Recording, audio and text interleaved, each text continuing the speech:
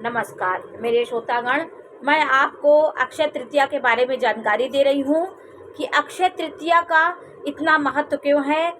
इस दिन परशुराम जी का जन्म हुआ था। अक्षय तृतीया अपने आप में एक सिद्ध मुहूर्त होता है। इस मुहूर्त में इसको कोई मुहूर्त आपका नहीं निकल रहा है तो आपको इस मुहूर्त में कोई भी कार्य आप कर सकते हैं। मुंडन संस्कार, गृह प्रवेश, विवाह आदि अक्षय तृतीया को किया जाता है। इसका जो भी आप कार्य करेंगे अक्षय तृतीया के दिन, इसका परिणाम लंबे समय तक आपको मिलेगा, अच्छे कर्मों का भी और बुरे कर्मों का। इसलिए अक्षय तृतीया के दिन जितना हो सके अच्छे कर्म करने का विधान है। माता लक्ष्मी के साथ नारायण की पूजा करें। इस दिन हयग्रीव का जन्म हुआ था और परशुराम जी की जयंती इस दिन होती है। तो अक्षय पुण्यदायी ये तिथि होती है। ये अपने में स्वयं सिद्ध एक मुहूर्त होता है। इसमें कोई भी कार्य कर सकते हैं। माँ लक्ष्मी का इस दिन पूजा किया जाता है। तो अक्षय फल की प्राप्ति के लिए इस दिन का महत्व है। तो 10 तारीख को इसका तिथि हो रही है।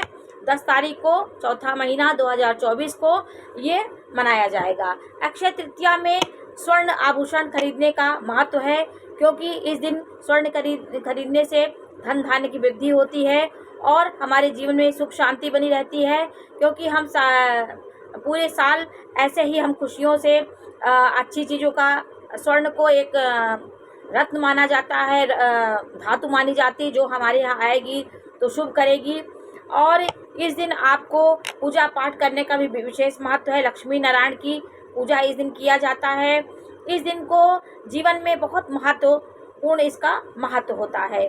तो आपके पास धन अभाव है, आपके पास धन नहीं है, आप स्वर्ण आभूषण नहीं खरीद पा रहे हैं, तो कुछ चीज़ें ऐसी शास्त्रों में बताई गई हैं जिसको खरीदने से आपके जीवन में शांति मिलती है। आप जिस दिन अक्षय तृतीया हो उस दिन आप रुई खरीद सकते हैं जो शुभ होता है। सेंधा नमक आप खरीद लीजिए उस दिन, और जौ खरीद लीजिए, पीली सरसों अपने घर में लाइए और माता लक्ष्मी की चरण पादुका अपने घर में लाइए और विधि विधान से उसकी पूजा करिए। और जो भी आपके धन संबंधी जो भी जैसे आप धनिया उस दिन खरीद लीजिए जिसका पुण्य अक्षय हो, तो ये आपके लिए बहुत अच्छा होता है। उस दिन आप घड़े का दान कर दीजिए। घड़ा जैसे मिट्टी का घड़ा हो, जो सुराही होती है, उसको आप खरीद करके दान कर सकते हैं, जिससे कोई आपका एक पुण्य होता है। उसमें व्यक्ति पानी पिएगा, जल पिएगा तो आपको पुण्य की प्राप्ति होगी और आप धन संपत्ति से भरे रहेंगे। इस दिन आपको दीपक में तुलसी के पेड़ में दीपक जलाइए, आंवले के पेड़ में आप दीपक जलाइए। आपके घर में दीपक प्रज्वलित होना चाहिए। माँ लक्ष्मी का कोई भी इस दिन कोई भी कार्य करेंगे तो पुण्यदायी होगा। आपके लिए ये खरीदना बहुत अच्छा होता है।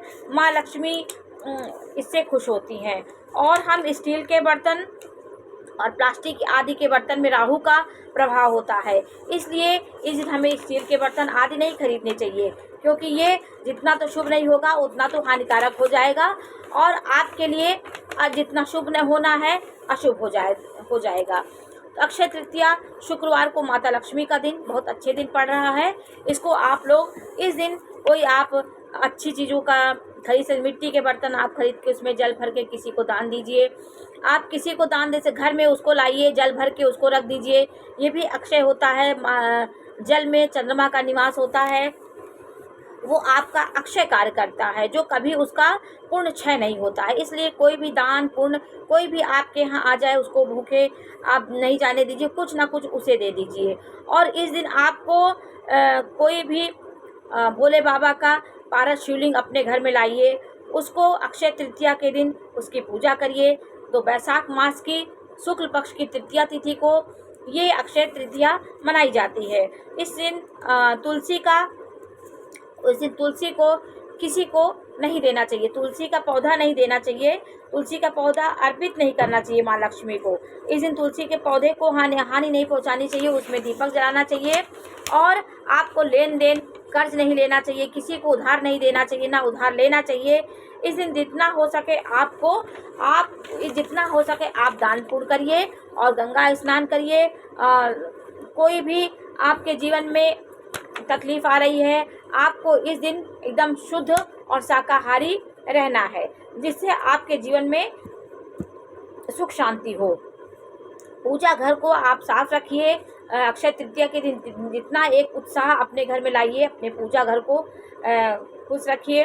तिजोरी की साफ सफाई करिए। उसमें आप इस दिन आप कौड़ी घर ला सकते हैं। माँ लक्ष्मी को सबसे प्रिय है। कौड़ी ला के लाल कपड़े में बांध करके अपने उसको रखना चाहिए। इस दिन इन सब चीज़ों का विशेष ध्यान दीजिए और इसको अपने घर खरीद के लाइए। अब आपके घर में अंधेरा नहीं होना चाहिए।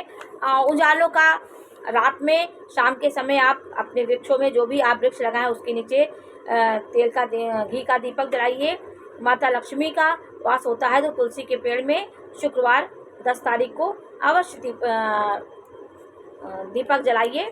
तो दीपक प्रज्वलित करने से अक्षय पुण्य की प्राप्ति होगी। दीपक एक ऐसा होता है, दीपक देव शक्तियों को अपनी ओर आकर्षित करने की क्षमता रखता है। और कपूर का भी आप इस दिन कपूर जलाइए। कपूर जितना जलाएंगे, कपूर और लौंग डाल करके आप आरती करिए। सुबह शुद्ध होकर के श्वेत वस्त्र धारण करके आप माता लक्ष्मी की पूजा करिए। शुक्र श्वेत से संबंध रखता है, इस दिन श्वेत वस्त्र आप धारण कर सकते हैं। तो अक्षय तृतीया का कोई भी कार्य आपका अक्षय पुण्यदायी होता है। इस दिन जितना कोशिश हो सके अच्छा कर्म करना चाहिए, दान पुण्य करना चाहिए, स्नान आदि करना चाहिए और अपने घर में शुभ चीज़ों का लाना चाहिए। प्लास्टिक के बर्तन, लोहे के बर्तन को बिल्कुल नहीं लाना चाहिए। पीतल के बर्तन आप खरीद सकते हैं और कौड़ी ले सकते हैं, घड़ा ले सकते हैं और पीले सरसों का अपने घर में आप ला सकते हैं और सेंधा नमक ला सकते हैं। ये भी देव शक्तियों को आकर्षित करता है। कपूर ला सकते हैं, रुई ला सकते हैं। फल फूल ला करके आप माता लक्ष्मी की पूजा करें तो आपका ये 1 साल तक आपके पूर्ण फल की प्राप्ति होगी। तो आज मैंने अक्षय तृतीया के बारे में आपको थोड़ी सी जानकारी दी। अक्षय तृतीया में आपका पूर्ण अक्षय होता है, जिसका क्षय नहीं होता है। तो इस दिन आंवले के पेड़ में भी आप दीपक जला सकते हैं। तुलसी के पेड़ में ज़रूर दीपक जलाइए। तो आज मैंने आपको इसकी जानकारी दी। ये जानकारी आपको कैसी लगी हमें अवश्य बताइए। मेरे चैनल को लाइक करिए, सब्सक्राइब करिए। मैं इसी प्रकार की जानकारी आपको देती रहूँगी। पर्वों के बारे में भी जानकारी देती रहूँगी। ग्रहों के बारे में तो मैं आपको जानकारी देती हूँ। प्रत्येक ग्रहों के बारे में मैं एक विस्तृत जानकारी आपको बताऊँगी। मैं नक्षत्रों के बारे में भी एक विस्तृत मैं वीडियो बना करके आपके सामने प्रस्तुत करूँगी। और मेरे चैनल को लाइक करिए, सब्सक्राइब करिए, जिससे मेरा हौसला बढ़े और मैं इस चैनल को बहुत आगे तक बढ़ाने की कोशिश करूंगी, जिससे मैं आपको हर तरह की जानकारी, ज्योतिष संबंधित, पुराणों से संबंधित, रामायण से संबंधित हर चीज़ की मैं जानकारी आपको देती रहूंगी। नमस्कार।